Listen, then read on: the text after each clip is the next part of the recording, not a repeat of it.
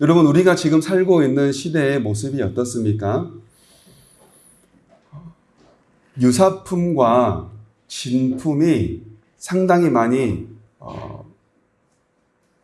헷갈린 시대를 우리는 지금 살고 있습니다.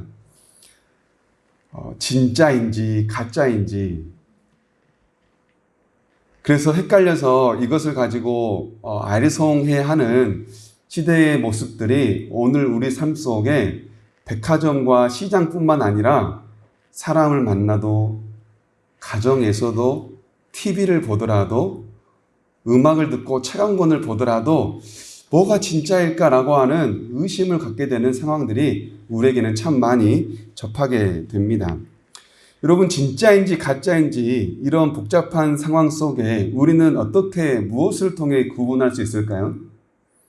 그것은 바로 남겨있는 흔적입니다.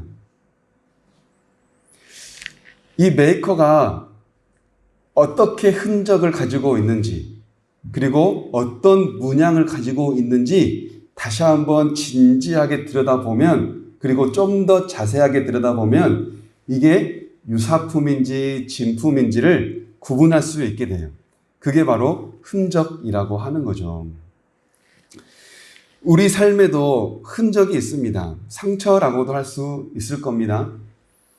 우리 몸에 난 상처는 우리가 그동안 어떤 삶을 살아왔는지를 대변해 주기도 합니다.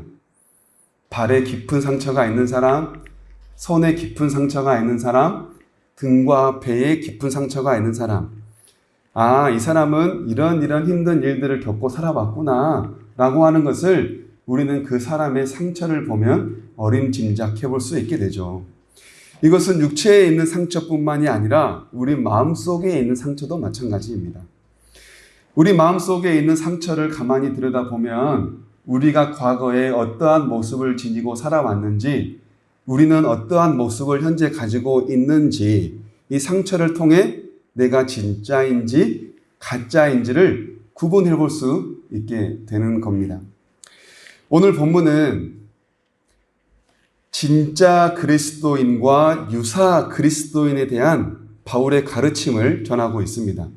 그래서 유사 그리스도인은 어떤 사람들인지, 그리고 진짜 그리스도인은 어떤 사람들인지를 우리가 오늘 본문을 통해 깨닫게 되고, 그러면 진짜 그리스도인이 되기 위해 우리가 해야 할 건 뭔가, 우리는 어떻게 해야 유사 그리스도인이 아니라 진짜 그리스도인이 될 수 있겠는가라는 것까지 오늘 말씀을 통해서 함께 은혜를 나누고자 합니다. 오늘 말씀을 통해서 내 삶은 진짜였나 유사품이었나 다시 한번 돌아보면서, 혹시라도 유사품이었다 하더라도 절망하지 마시고, 그러면 내가 어떻게 해야 진짜가 될 수 있는지에 대해서 스스로 진지하게 질문을 하며 그것을 대해 더욱더 힘써 나아갈 수 있는 그런 도전의 시간, 은혜의 시간 될 수 있기를 간절히 원합니다. 오늘 본문 11절에 보면 이렇게 말씀합니다. 큰 글자로 쓴 것을 보라. 그러니까 바울이 갈라디아 교회에게 6장의 편지를 쓰면서 지금까지는 누군가의 대필자를 통해서 편지를 썼다면, 이제 마지막 11절부터 18절까지는 대필자가 아닌 본인이 직접 글을 쓴 거예요. 그래서 큰 글자라고 하는 말에는 여러 가지의 의미가 있다고 신학자들이, 성경학자들이 말하는데, 분명한 건, 큰 글자라고 말을 한 건 여기에는 분명한 중요성이 담겨 있다. 뭔가 바울이 말하고자 하는 것의 마지막으로 가장 중요한 한마디를 여기에다 하겠구나라는 것을 우리가 생각해 보게 되죠. 그러니 11절부터 18절까지 나와 있는 이 말씀은 앞에 있는 모든 말씀의 핵심과 중요한, 가장 중요한 알맹이만 여기에 담겨 있다라는 생각을 해보니, 여러분, 이 말씀이 얼마나 중요한 말씀이겠습니까? 그렇다면 바울이 말하는 여기에 담겨 있는 가장 중요한 말씀 뭘까요? 서두에서 말씀드린 것처럼 유사 그리스도인과 진짜 그리스도인에 대해서 말해줘요. 그럼 먼저 우리가 유사 그리스도인에 대해서 함께 살펴볼까요? 유사 그리스도인의 특징 중 하나는 12절에 나와 있는 것처럼 육체의 모양을 내려하는 자들입니다. 신가동 사거리에 가면 용달차에서 반찬을 파는 어느 분이 계세요. 근데 저는 그 반찬 용달차에 붙어있는 현수막을 보고 어떻게 이런 글귀를 쓸 수 있었을까 감탄한 적이 있어요. 거기에 뭐라고 써져 있냐면 모양은 흉내내도 맛은 흉내내지 못합니다. 야, 얼마나 그 맛에 대한 자신감이 있고 자부가 있으면 모양은 흉내내도 맛은 흉내내지 못합니다라는 것을 어디 거대한 기업에서 쓴 게 아니라 용달차에서 파는 반찬 가게에서 그것을 붙여놨더라고요. 근데 저는 그걸 보면서 이분이 어떤 심정으로 이 반찬을 만들고 파는지를 대충 짐작을 해볼 수 있었어요. 아직 남자라서 그런지 가서 반찬을 사보지는 않았지만 기회가 되면 사서 먹어보고 싶다라는 생각이 들 정도입니다. 여러분, 그렇습니다. 모양은 얼마든지 흉내낼 수 있지만 맛은 흉내를 못해요. 이 그리스도인들이라고 말하면서도 유대주의 그리스도인들은 할례라고 하는 것을 끝없이 강요하면서도 할례를 받게 하려고 했던 이유를 다른 것이 아니라 모양만 내려고 했던 거죠. 여러분, 왜 갈라디아 교회가 어떠한 어려움을 겪고 있는지 우리가 그동안에 계속 함께 나눴기 때문에 알고 계시죠? 갈라디아 교회는 이방 그리스도인들이 주를 이루고 있는 교회였는데 이 교회에 유대주의 그리스도인들이 찾아와서 너희도 우리처럼 유대인처럼 할례를 받아야 구원을 얻을 수 있다라는 것으로 계속해서 할례를 강요했잖아요. 이것을 가지고 바울은 굉장히 노했어요. 왜냐하면 할례로 구원을 얻는 게 아니라 우리의 구원은 오직 예수 그리스도의 은혜 안에 있다라는 것을 바울은 믿었기 때문입니다. 그래서 이 할례를 강요하는 자들에게 말하는 것이 너희는 육체의 모양만 내려고 하는 자들이지 진짜 그리스도인이 아니다라고 너무나도 강력하게 한마디를 전하는 거죠. 그리고 두 번째, 유사 그리스도인들이 가지고 있는 특징 중 두 번째는 육체로 자랑하려 한다는 거예요. 여기서 말하는 육체로 자랑하려 한다는 것은 할례를 강요했던 유대주의 그리스도인들이 할례를 받지 않은 이방 그리스도인들에게 너희도 우리처럼 할례를 받아야 해. 그래야 구원을 얻을 수 있어. 라고 하는 구원을 얻기 위해 할례를 받아라라고 말하는 것이었지만 사실상은 내가 얼마나 많은 숫자를 할례를 받게 해서 우리 유대주의의 몸집을 크게 했는지를 자랑하려고 했다는 거죠. 오늘날로 치자면 내가 얼마나 몇 명을 전도했는지, 내가 몇 명을 전도해서 우리 교회로 데려왔는지 이것을 자랑하려고 했다는 거예요. 전도를 한다고 하는 말들을 많이 들어보면 복음을 전하기보다는 교회를 자랑하거나 목사님을 자랑하는 경우들을 종종이 아니라 거의 자주 99%는 그렇게 보게 됩니다. 여러분, 이 할례주의자들이 강요하고 싶은 건 뭐냐면 내가예요. 내가 누구를 전도했고, 내가 몇 명을 전도했고, 내가 교회를 이만큼 사랑하고, 내가 이만큼 헌신하고 봉사하고, 내가 말이야. 내가.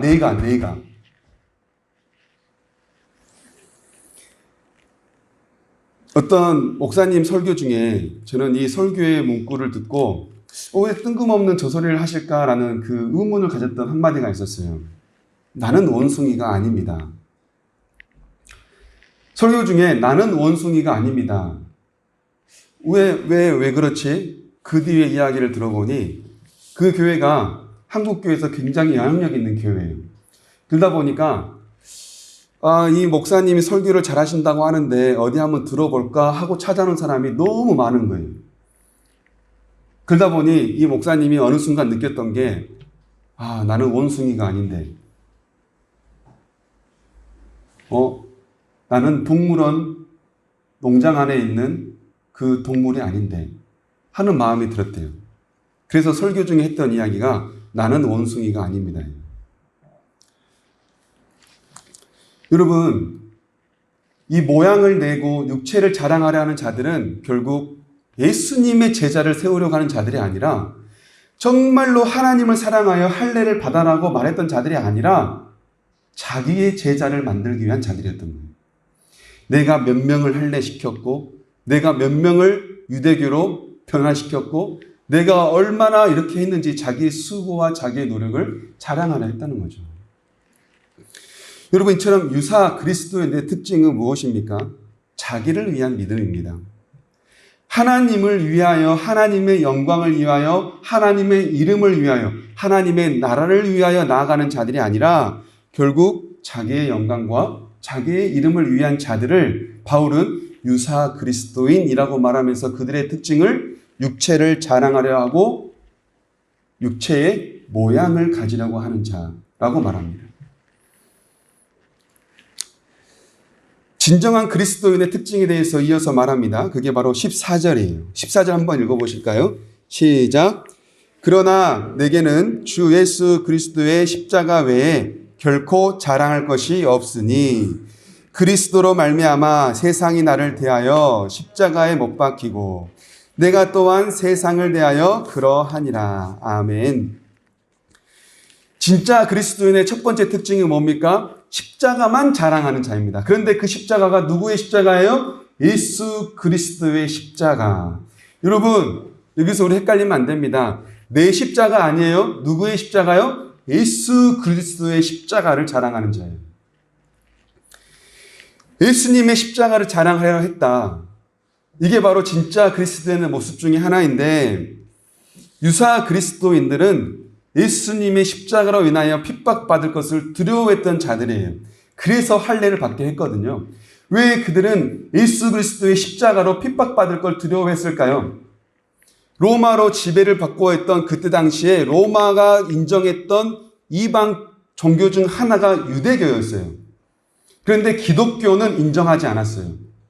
그렇다 보니까 유대교이면서 기독교이겠다라는 것을 선택했다는 거예요. 그러니 유대교는 인정해주고 핍박을 하지 않으니 그러면 우리는 할례를 받자. 그리고 할례도 받고 예수님도 믿자. 그러면 핍박을 면할 거 아니냐라고 했다는 거죠. 도랑치고 가재 잡고 마당 쓸고 동전 줍고 뭐 다 좋은 거 아닙니까? 라고 생각할 수 있겠죠, 여러분. 뭐 그런 거 아닌가요? 근데 그들의 심정에는 하나님에 대한 진실한 마음과 하나님을 사랑하고자 하는 그 뜨거운 마음으로 할례를 받았던 게 아니라 뭐가 두려웠던 거예요? 십자가로 인한 핍박이 두려웠던 거예요.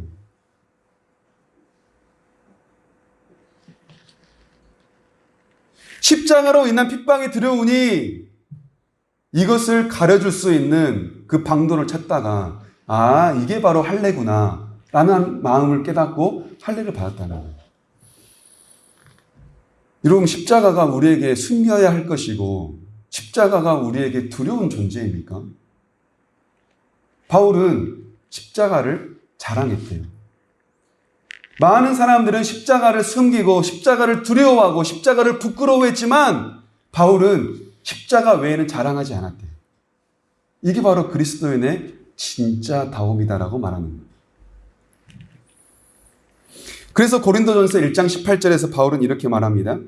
십자가의 도가 멸망하는 자들에게는 미련한 것이요 구원을 받는 우리에게는 하나님의 능력이라. 구원을 받지 못한 자들은 십자가를 부끄러워한대요. 그래서 그 십자가를 미련하게 여긴대요. 저 미련한 것들. 할례 받으면 될 것을. 할례만 받으면 십자가가 다 가려져서 그 핍박을 면할 수 있는데 십자가를 드러내는 자들을 미련한 자들이래요. 그러나 십자가는 미련함이 아니라 하나님의 능력입니다. 우리의 구원은 할례에 있고 어떤 종교의 외적 행위와 유사성에 있는 게 아니라 오직 예수 그리스도의 십자가 그 안에 있다는 거예요. 그러니 바울은 이 십자가를 자랑하지 않을 수가 없었던 겁니다. 여러분, 십자가를 자랑한다는 건 내 죄를 인정한다는 거예요. 그런데 여러분, 교회를 다니는 사람 중에 많은 부분에서 거부감을 느끼는 부분이 있다면 그게 바로 뭐냐면 죄인이거든요. 죄인. 나는 별로 죄 진 것도 없는데 교회만 가면 죄인이라 하니까 주눅 들고, 나는 별로 잘못한 것도 없는데 교회만 가면 죄인 하니까 진짜 죄인 되는 것 같고 못 가겠다. 여러분, 십자가를 자랑한다는 건 내가 죄인됨을 인정하는 거예요. 십자가를 자랑한다는 건 내 죄를 예수님의 십자가로 용서함을 받았다는 것을 자랑하는 것이기 때문입니다. 그러니 십자가를 자랑한다는 건 내 죄를 인정하는 거고, 그만큼 그리스도의 은혜 안에 거하기 위해 우리에게 필요한 건 내 죄를 인정하고 고백하는 거예요. 여러분 한번 따라해 보실까요? 주님, 나는 죄인입니다. 이 고백이 있을 때 십자가가 은혜가 되는 거예요. 죄인됨을 인정하지 않다면 십자가가 왜 필요할까요? 그래서 갈라디아서 2장 20절에서 바울은 이렇게 고백하죠. 우리 함께 읽어보실까요? 시작. 내가 그리스도와 함께 십자가에 못 박혔나니 그런즉 이제는 내가 사는 것이 아니요 오직 내 안에 그리스도께서 사시는 것이라. 이제 내가 육체 가운데 사는 것은 나를 사랑하사 나를 위하여 자기 자신을 버리신 하나님의 아들을 믿는 믿음 안에서 사는 것이라. 아멘. 바울은요, 십자가를 자랑할 뿐만 아니라 십자가에 자기를 못 박았대요. 십자가에 자기를 못 박고 이제는 내가 사는 것이 아니라 하나님의 아들 예수 그리스도를 믿는 믿음 안에서 살겠다고 고백하는 겁니다. 이제는 나를 위해 사는 것이 아니라 하나님을 위하여 살겠다는 고백인 거죠. 여러분, 십자가의 은혜가 지금 우리 삶 가운데 있으신가요? 있으세요? 그렇다면 다시 한번 질문해 봅니다. 여러분의 손에는 십자가에 못 박은 못자국이 있나요? 여러분의 발에는 십자가에 못 박은 못자국이 있나요? 여러분, 이 질문 남이 이해하니까 이해하는 거 아니에요. 우리가 그렇게 되기 원하니까 원한다고 고백하는 거 아니에요. 십자가가 정말로 내 삶의 은혜로 있다면 내 손에 못자국 있어야 해요. 내 발에 못자국 있어야 해요. 내 몸에 채찍이 있어야 해요. 그런데 많은 그리스도인들이 손에 못자국은 거부하고 발에 못자국은 거부하고 등과 앞에 채찍 자국은 거부하면서 십자가의 은혜는 원해요. 이것이 바로 우리에게 오는 큰 딜레마고 우리가 분명하게 다시 한번 확인해야 될 우리의 믿음인 겁니다. 진짜 그리스도인의 두 번째 모습은 15절에 있는데요. 우리 함께 읽어보실까요? 15절 시작. 할례나 무할례가 아무것도 아니로되 오직 새로 지으심을 받는 것만이 중요하니라. 아멘. 그리스도인의 진짜 두 번째 모습은 새로 지으심을 받는 것이라고 말합니다. 여러분 한번 따라해 보실까요? 새로 지으심을 받읍시다. 아멘. 사람들은 지금 바울에게 물어보고 난리예요. 그동안에 믿음으로 구원받는다고 했는데 바울 선생님 자꾸 저들이 와가지고 할례를 받아야 구원받는데요. 대답 좀 해주세요. 할례입니까? 무할례입니까? 할례 받아야 구원받나요? 무할례면 구원 못 받나요? 믿음입니까? 할례입니까? 물어보고 난리예요. 바울이 그것에 대해 한마디로 정리합니다. 할례든 무할례든 그게 뭐가 그렇게 중요하냐? 할례든 무할례든 그걸 뭐 그렇게 따지고 있냐? 너의 중심, 너 중심은 뭐냐? 너는 뭘 믿냐? 바울은 새롭게 지으심을 받는 것이 제일 중요하다고 말해요. 여러분, 새롭게 지으심을 받는 건 뭘까요? 고린도후서 5장 17절 바울은 이렇게 말합니다. 그런즉 누구든지 그리스도 안에 있으면 새로운 피조물이라. 이전 것은 지나갔으니 보라 새 것이 되었도다. 누구 안에 있으면 새로운 피조물이래요? 그리스도 안에 있으면. 그러면 새로 지으심을 받는 것 뭘 의미합니까? 그리스도 안에 있는 걸 말해요. 그런데 사람들은 자꾸 묻는다는 거죠. 할래입니까? 무할래입니까? 얼마나 답답했을까요?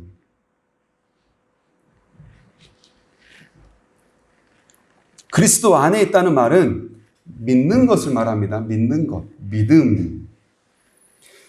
그런데 이 믿음이라는 것은 무엇으로 우리에게 드러날 수 있을까요? 그것은 바로 사랑이라고 바울은 말해요. 그래서 갈라디아서 5장 6절에 그리스도 예수 안에서는 할례나 무할례나 효력이 없으되 사랑으로서 역사하는 믿음뿐이다 라고 말합니다. 사랑으로서 역사하는 믿음, 믿음의 역사는 믿음이 있는 것은 사랑으로서 드러난다는 거예요. 그러니 믿는 자는 사랑한다는 거예요. 그렇다면 사랑, 이것은 어떻게 가능합니까? 갈라디아서 5장 22에서 23절은 이렇게 말합니다. 함께 읽어볼까요? 시작! 오직 성령의 열매는 사랑과 희락과 화평과 오래 참음과 자비와 양선과 충성과 온유와 절제니 이 같은 것을 금지할 법이 없느니라. 아멘. 믿음은 사랑으로서 확인된 바, 그런데 그 사랑은 무엇으로 가능하냐? 믿는 자에게 주시는 선물로 가능하다. 그게 바로 뭐냐? 성령이다. 새롭게 지으심을 받는 것, 주 안에 거하는 것인데 그게 바로 뭐냐면 성령으로 행하는 삶이에요. 우리가 주 안에 있다는 거 뭘로 증명할 겁니까? 우리가 주 안에 있다는 사실을 뭘로 증명할 거예요? 나 주 안에 있어요. 박스를 만들어가지고 그 안에 들어가 있으면 주 안에 있는 겁니까? 교회를 다니면 다 주 안에 있는 겁니까? 아니요. 주 안에 있다는 것은 성령의 능력으로 행하는 자의 삶인 거예요.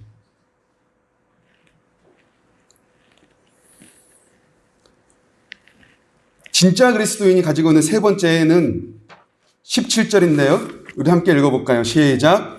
이후로는 누구든지 나를 괴롭게 하지 말라. 내가 내 몸에 예수의 흔적을 지니고 있노라. 아멘. 많이 들어봤던 이야기죠. 우리 옆에 있는 분들에게 다시 한번 인사 선포하실까요? 예수의 흔적을 지닙시다.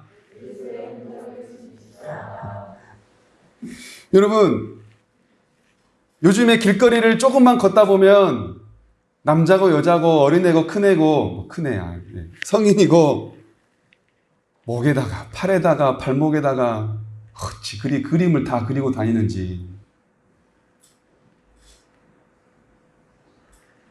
여러분, 저기 안에도 지금 애들 듣고 있죠? 몸에다가 그림 그리지 마. 지금처럼 종이에다가 그림을 그려야지. 왜 몸에다가 그림을 그려요? 그림은 어디다 그린다? 종이에다. 이건 사람들이 다름이라고 말하고 개성이라고 말하는데 아니에요. 그것은 분명 잘못된 거예요. 몸에다가 굳이 그림 그리지 않아도 우리는 얼마든지 이뻐요. 왜요? 하나님이 지어주셨잖아요.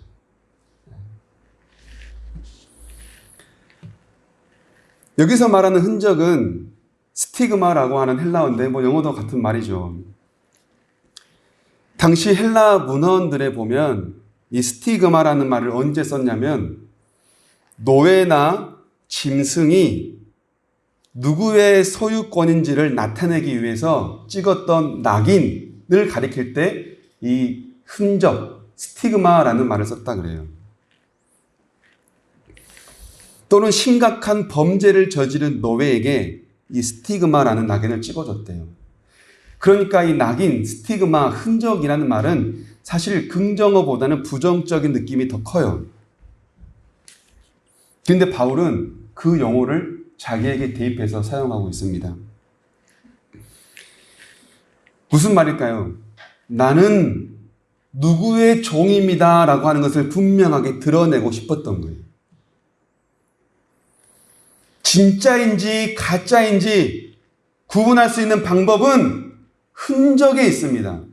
그 모양만 따라한 건지 진짜인지 바울은 예수 그리스도의 종으로서의 흔적이 자기에게 있대요.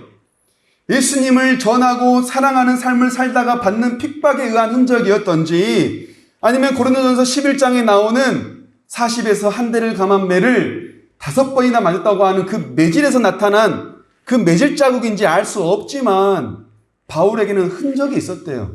어떤 흔적이요? 예수 그리스도의 흔적이 있었대요. 그런데 다시 한번 생각해 보면 바울은 할례에 대해서 어떻게 말했나요? 중심이 없는 할례는 거짓이다. 그런 할례 행하지 마라. 그렇게 할례를 행하는 것은 구원이 아니다라고 말했던 자잖아요. 할례 흔적이잖아요. 그렇다고 본다면 바울이 말하는 흔적은 우리 몸에 남기는 그 어떤 흔적보다는 그 마음속 깊이 심장 중심에 들어있는 그 어떤 흔적을 의미했을 거예요. 그게 바로 뭘까 생각을 해보다가 로마서 2장이 생각났습니다. 29절인데요. 우리 함께 읽어보실까요? 시작. 오히려 속사람으로 유대사람인 이가 유대사람이며 율법의 조문을 따라서 받는 할례가 아니라 성령으로 마음에 받는 할례가 참 할례입니다. 이런 사람은 사람에게서가 아니라 하나님에게서 칭찬을 받습니다. 3번역으로 읽었는데요.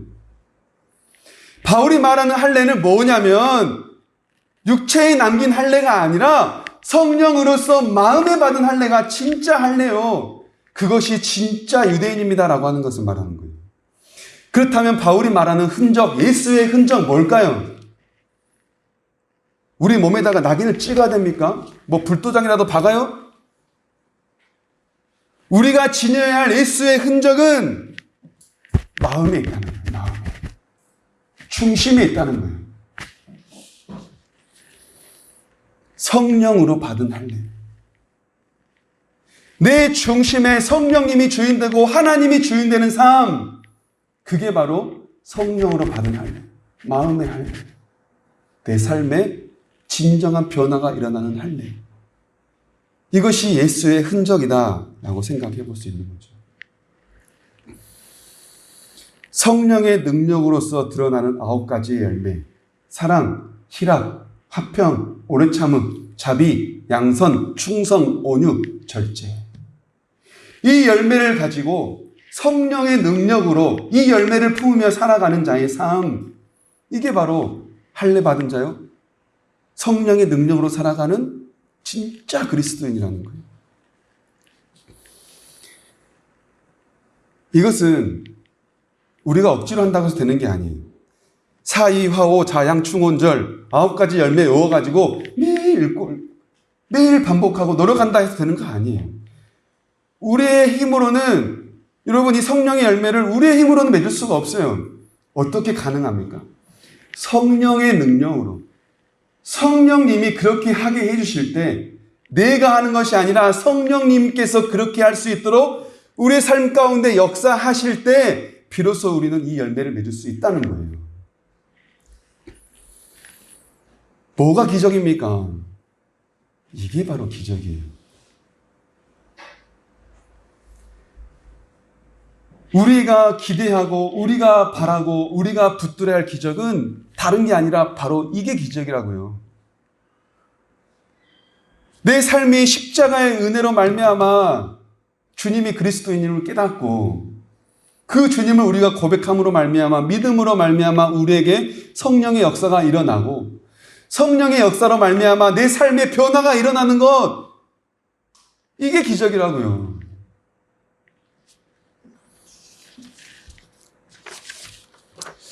바울이 말하는 그리스도인의 진짜 모습을 생각해 보면서 마태복음 9장 우리가 생각해 보게 됩니다. 17절인데요. 우리 함께 읽어보실까요? 시작.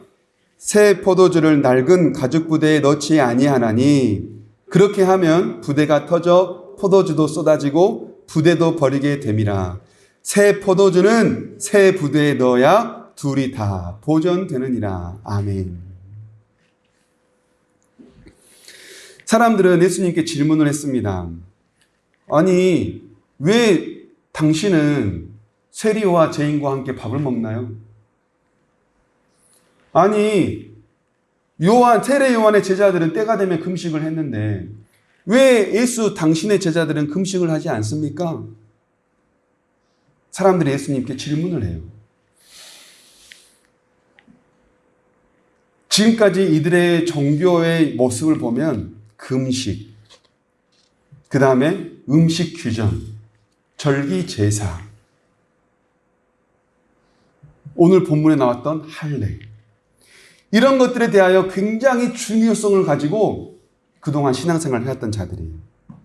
자기만의 신앙의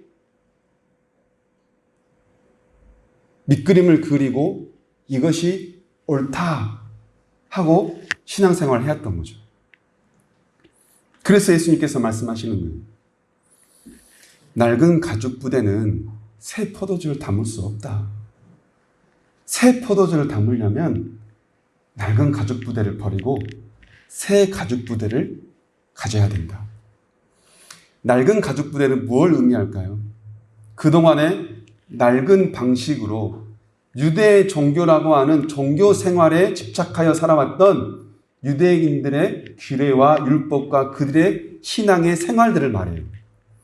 새 포도주는 뭡니까? 예수님께서 그동안에 그리고 앞으로 온 지방을 다니면서 전하실 복음이자 가르침이에요. 어쩌면 새 가죽 부대는 예수 그리스도의 자체이라고 말 수도 있어요.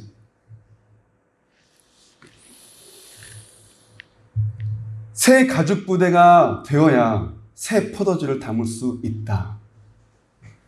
그동안에 내가 생각해왔던 신앙의 모습, 그동안 내가 생각해왔던 신앙의 색깔, 그동안 내가 생각해왔던 신앙의 고집들을 버리고 이제는 진짜 길이요 진리요 생명 되신 예수 그리스도의 복음을 받아들이는 자만이 구원의 길을 갈 수 있다는 거죠.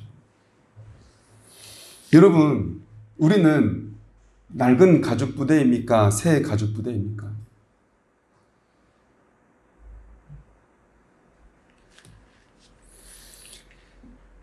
새 포도주를 담으려면 새 가죽 부대가 되어야 합니다.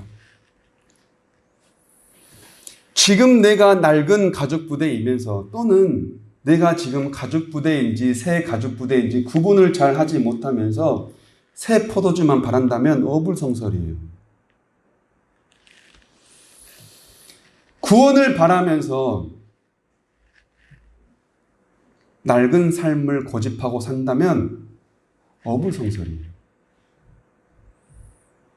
우리가 구원을 원하고 예수 그리스도의 십자가의 은혜가 내 삶에 있기를 원하고 그것을 바란다면 우리는 낡은 가죽 부대를 버려야 합니다. 그리스도 안에 있으면 새로운 피조물이 된다.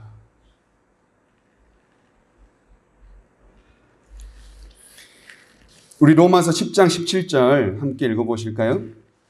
시작.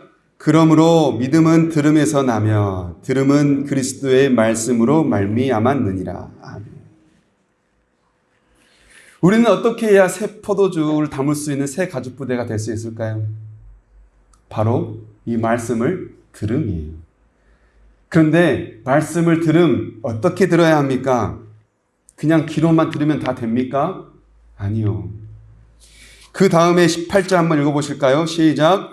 그러나 내가 말하노니 그들이 듣지 아니하였느냐? 그들이 듣지 않아서 구원받지 못하느냐? 아니라는 거예요. 그 뒤에 계속 그렇지 아니하니 그 소리가 온 땅에 퍼졌고 그 말씀이 땅 끝까지 이르렀도다 하였느니라. 아멘. 뭐라고 말하는 거예요? 우리가 구원을 얻는 건 믿음은 들음에서 나고 들음은 그리스도의 말씀이라고 하는데 이 들음은 뭐냐면 열린 마음을 가지고 내가 받아들일 때 예수 그리스도의 이 가르침과 복음을 온전한 마음으로 받아들일 때 그때 역사가 일어난다는 거예요. 이게 바로 새 가죽 부대예요. 여러분, 우리가 새롭게 태어나기 원합니다. 여러분, 새롭게 태어나기 원하십니까? 다시 한번 우리 옆에 분들에게 이렇게 선포합시다. 새롭게 태어납시다. 아멘. 아멘. 새롭게 태어나기 위해 우리가 해야 할 건 낡은 가죽 부대를 버리고 새 가죽 부대가 되는 거예요. 새 가죽 부대가 될 수 있는 유일한 길은 열린 마음으로 예수 그리스도의 복음을 받아들일 때입니다. 이로 말미암아 우리가 예수 그리스도의 새 포도주, 새로운 가르침, 예수 그리스도 자체를 우리가 담아낼 수 있게 되는 거죠. 새 가죽 부대가 되어서 새롭게 태어난 삶으로 말미암아 예수님을 받아들일 수 있는, 예수님이 내 삶의 주인 되고 예수님을 위해 살고 예수님을 위해 죽는 그런 삶으로 거듭나고 살아가는 저와 여러분 모두가 될 수 있기를 간절히 원합니다.